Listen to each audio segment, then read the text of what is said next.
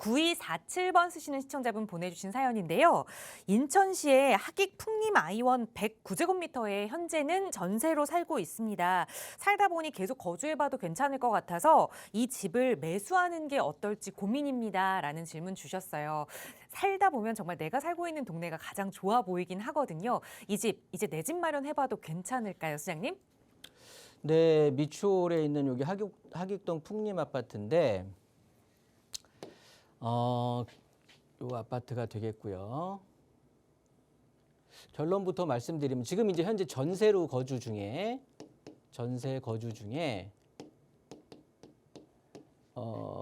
내가 살고 있는 집을 매수하고 싶어 하시는 거죠. 내 집으로 그냥 한번 해보는 게 어떻겠느냐, 매수 전환을 이제 고민을 하시는 건데 반대입니다. 답변은 반대고요. 그 이유를 한번 살펴볼게요. 일단 인천은요. 인천 전체를 먼저 한번 볼게요. 인천은 일단 공급 물량이 많이 있는데 공급 물량은 많은데 얘네들이 싼 가격에 공급이 될 거다. 뭐 이렇게 그냥 말씀드리니까 굉장히 제가 뭐 예언하는 것 같은데 굉장히 합리적으로 이렇게 될 수밖에 없을 것 같으니까 한번 제 의견 한번 들어보시도록 바라고요. 일단 첫 번째 이제 공급적인 측면에서 한번 살펴볼게요.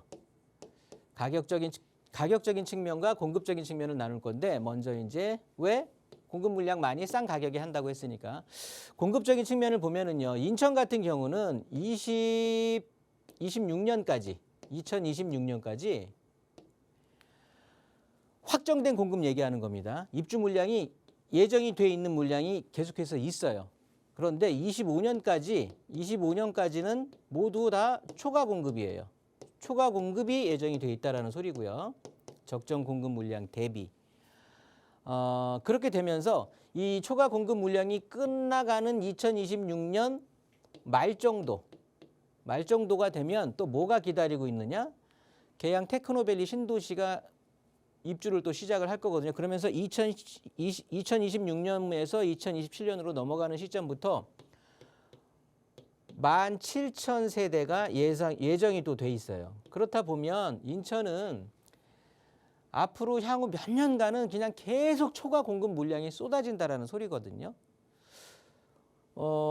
이건 인천 전체로 봐서 우리 하객동의 풍림 아이원하고는 크게 차이가 없을 것이다 라고 또 질문자께서 주실 수도 있겠는데 그렇지 않다라는 게 여기 바로 옆에 보면은 하객 SK뷰라고 있습니다. 하객 SK뷰가 있는데 나오진 않는데 얘네들도 있고 그리고 여기 바로 옆쪽으로 보시면 여기 용현 하객 여기 도시개발 사업지가 있고요. 지금 우리 아파트가 위치해 있는 곳이 여기고 요 옆에 그러니까 지금 주변으로 해서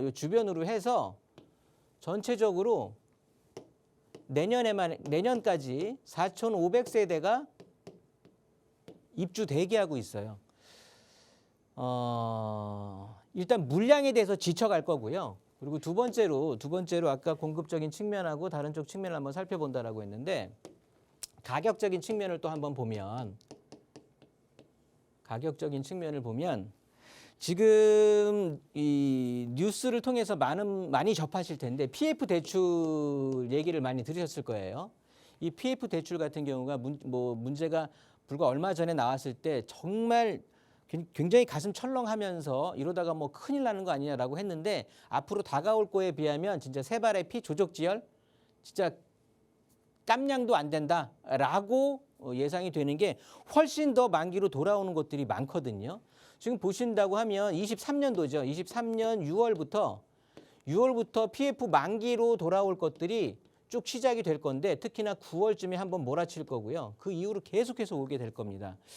자, 그런데 이렇게 PF 만기가 돌아오면 기업들이 돈으로 잘 갚으면 큰 문제가 없겠죠. 그런데 문제없는 분양을 해서 이렇게 계약하고 중도금 내고 잔금 치러서 다 하면 문제가 없을 텐데 주택산업연구원에서 작성한 자료를 기초해 보면은요.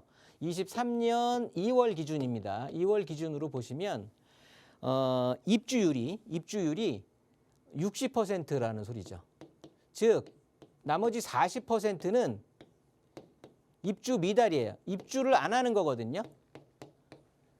10채 중에 4채가 입주를 포기하는 건데 이 입주를 안 하는 이유가 가장 큰 이유가 기존 집이 팔리질 않기 때문에 그리고 두 번째는 세입자를 구할 수가 없기 때문에 얘네들이 전체 이유 중에 80~90%를 차지하고 있는 거예요. 그러니까 시장이 이렇게 하락장에 접어들고 나니까 내 집 팔고 이 금액으로 이제 중도금이고 뭐 잔금이고 치르고 해야 되는데 그게 안 된다라는 거죠.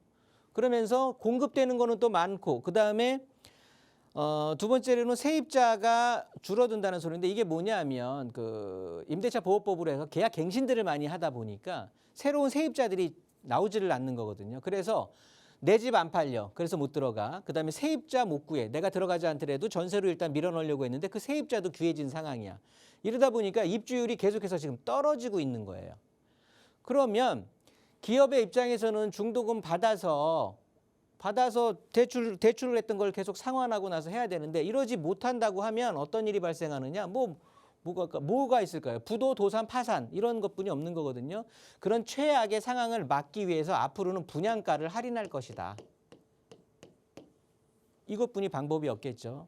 따라서 공급 물량은 인천의 경우에 공급 물량은 많이 예정이 돼 있는데 가격은 할인 가격으로 새 아파트를 공급을 할 수밖에 없는 악순환이 될 거다. 그러면 신축 아파트가 이런 할인 가격으로 들어오는데 구축 아파트가 버틸 수 있다? 버티기 힘듭니다. 그래서 지금 살고 계시는 곳에서 전세로 더 사세요.